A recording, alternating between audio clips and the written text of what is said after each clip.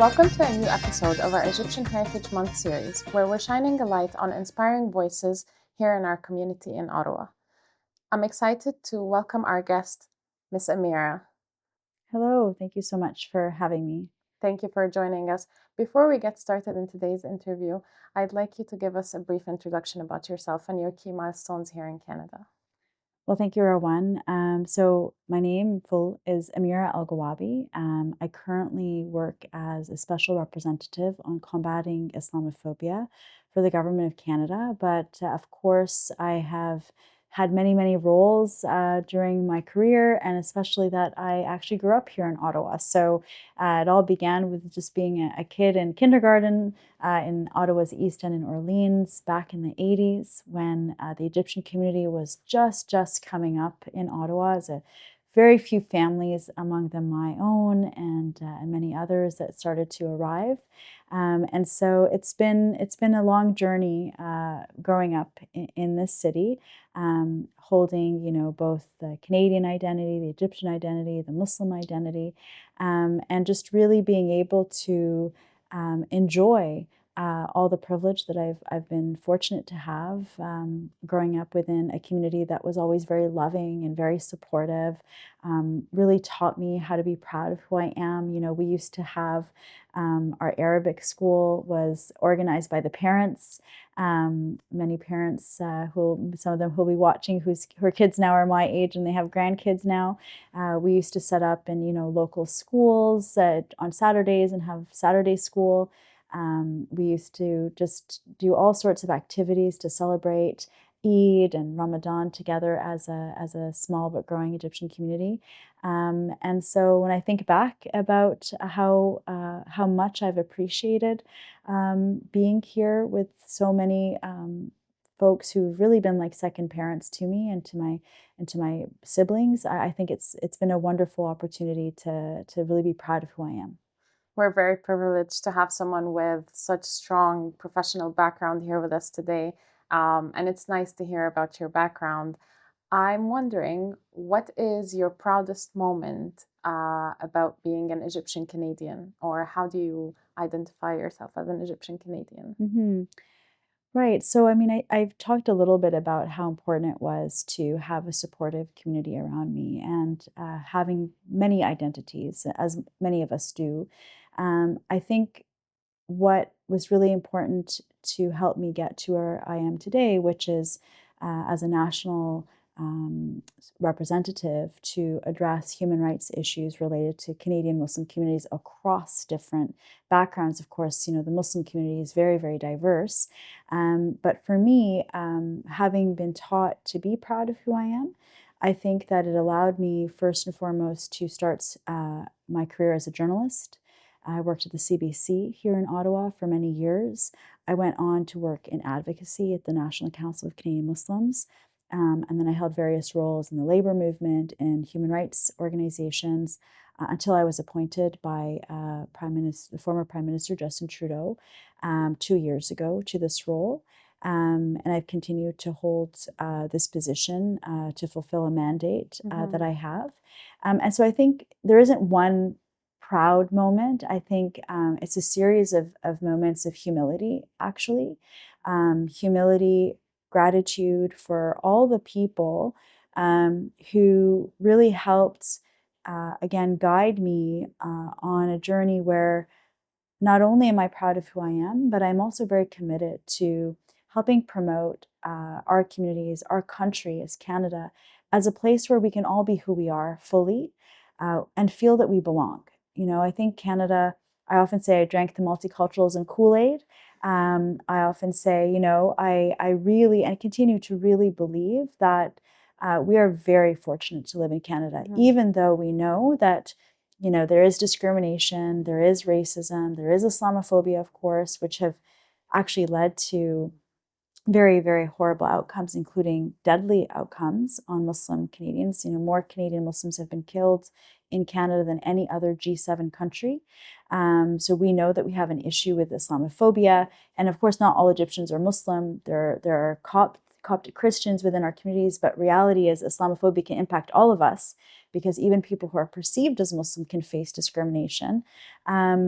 we realize that we have something very valuable in Canada. We have shared values, respect for human rights, respect for multiculturalism, respect for the dignity of just the human being. And I think what's been really wonderful to grow up and live and fulfill a career in Canada as an Egyptian Canadian, as a Canadian Muslim, has been to see a commitment, not just by our own communities, but Canadians across communities that say this is a place where everyone should belong. Mm-hmm, mm-hmm. It's interesting to hear your point of view regarding bridging the gap between your own community and the wider community here in Canada, and definitely very valuable insight on this.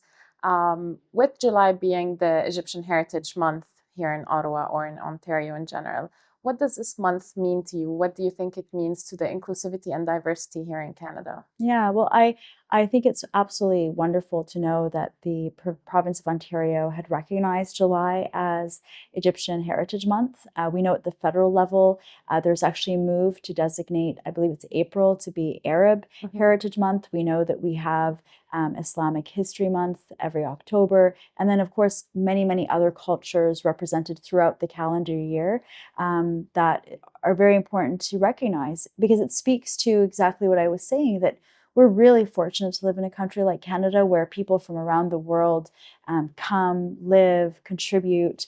We know very well that we live on Indigenous land here in Ottawa. We're on unceded Anishinaabe territory, and we're grateful for our First Nations, Inuit communities who have, built and safeguarded these lands. And so we know that we are in a position of privilege and that we have to honor the lands we live. And I think what it speaks to is that recognition that we are only as strong together when we are united and when we learn from each other and we understand one another. And the reality is we live in a time, and your viewers will know this, where there's a lot of division out there.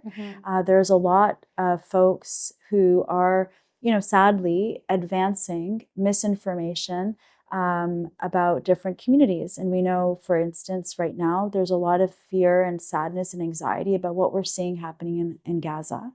And a lot of Canadian Muslims, Egyptians, people of all backgrounds, in fact, are very worried about that and want to speak about those issues. But we know that there are sometimes difficulties in freely expressing ourselves about these topics. And so all of us as Canadians have a responsibility to say, this is a country where freedom of expression is important, where civil liberties are important, where we are always going to respect all cultures. We're going to speak out against all forms of discrimination.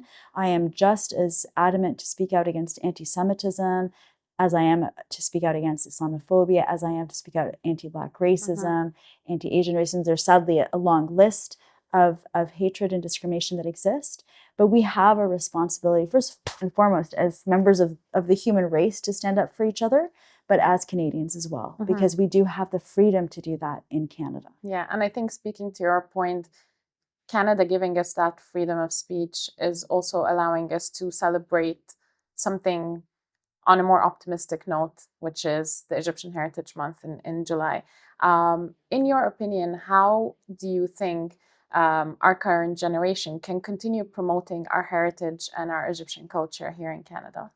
Yeah, I mean, I think what you're doing with this series is a wonderful example of how we can continue to tell stories and share inspiring examples of people within our communities doing important things to, again, contribute to our society. When I talk about division, when I talk about hate, these are not great topics to talk about. And we could get bogged down talking about those things. But what you're doing, what this program's doing, what ECOW does so well is, sort of flip the script and say, we are going to celebrate the things that make us who we are. We are going to come together in moments of joy. We are going to showcase how Canadian Egyptians, Canadian Muslims, Canadian members of the Egyptian Coptic community, how all of us are helping strengthen Canada and helping it prosper, working in so many different sectors. We have doctors, teachers, engineers like yourself. We have, people who've, led departments within the federal public service. Just last week, Nancy Hamzawi from the Canadian Egyptian community Canadian Muslim community, was just appointed as president of the Public Health Agency of Canada, a very proud moment for our communities. Canadian Egyptians, Canadian Muslims are contributing in so many fantastic ways. And we have to remember, we have to think about that, celebrate that, and help ensure that, those are the stories that get more attention than all the efforts to malign, to stereotype, and to exclude us from the public discourse. And as you speak to your multiple successful professional endeavors, what do you think your secret sauce to success is? Oh, that's a good question. I don't think there's a secret sauce per se. I think that all of us are products of our environments, right? Which is why I think it's so interesting when we're thinking about, the cultural communities that we were part of growing up, for instance. How did we feel about who we were? Were we encouraged to share our identities? And so, both as a young Canadian Egyptian girl, as a Canadian Muslim girl, when I was in elementary school, I remember being invited to present about Egypt in the classroom, and many of us would take the pictures of the Tutankhamun or all these historical images, the pyramids, etc. Cut them out, stick them on the poster board, and show this is where my country, this is my country, where my parents come from. So those are moments of joy, right? Because we learn to be proud of where we come from. And so I think the secret sauce really is, first and foremost, our family. I have a wonderful dad, and my mother passed away, but she actually used to do these programs for ICAO years and years and years ago. She used to be a host on the Arabic show. Some of the viewers will remember. And I remember going to her to the studio and just watching her present in Arabic to the Egyptian Ottawa community that was growing. And, I didn't realize at the time, but that really influenced me. And again, that sense of, that self-worth that we want all children to feel as they're growing up, proud of all of their identities. Because fast forward to today, it's that pride in who I am that has allowed me to succeed. And again, it's not a pride like, puffing my chest, but it's a pride of my family, of my community, of all they have done and all the efforts they have made for all of us to succeed. And so it's out of gratitude to the generations that come before us, that laid the way, laid the path, demonstrated what success looks like, that we have a duty to honor their legacy. Yeah, you spoke to celebrating the Egyptian culture and heritage through school projects when you were younger. Yeah. How do you celebrate it through the art in your home today?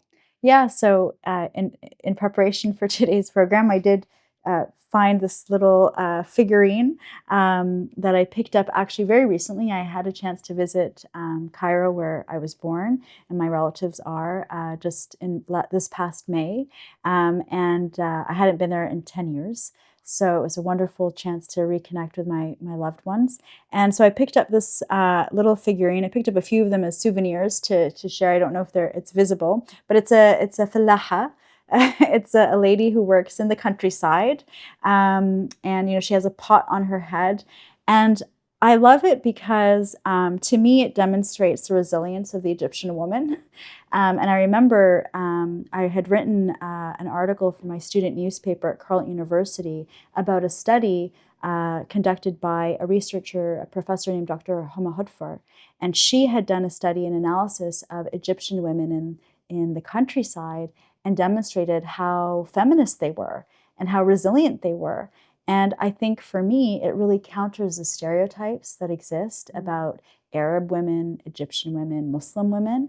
And to me, I just thought, it's such a cute little representation. So I brought it to kind of demonstrate that, I like to think about meaning, and I like to think about inspiration of the things around me. So I thought this would be an apt object to show. It's wonderful seeing how such a small piece of art can represent so much and so many different things to many different people. That's right. Before we close out today's episode, what advice would you give to the younger generation?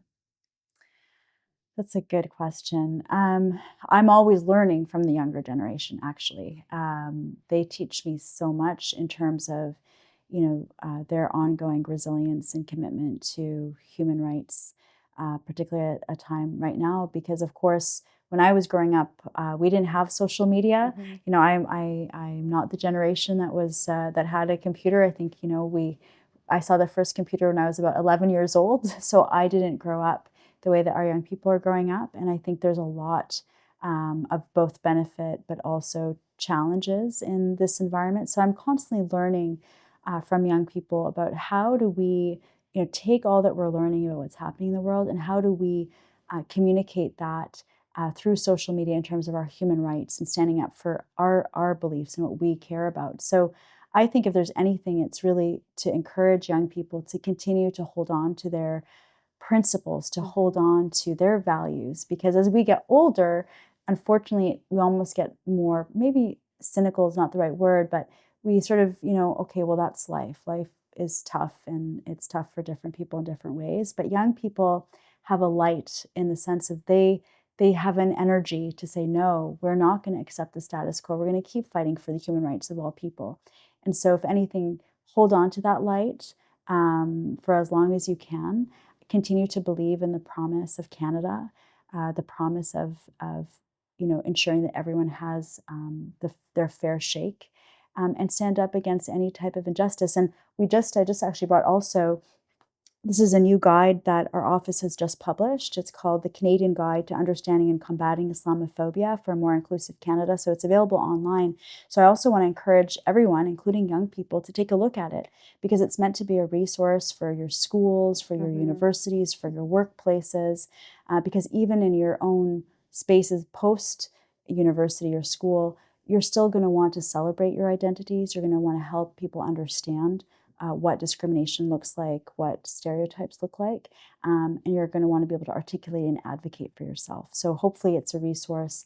No other government has published something like this, so we're really happy to see it out there, but more importantly, want to see Canadians of all backgrounds use it as a resource that's helpful. Ms. Amira, thank you so much for your insightful advice, and thank you for joining us on today's episode of the Egyptian Heritage Month series. Thank you everyone for joining us in today's episode, and we'll see you next time.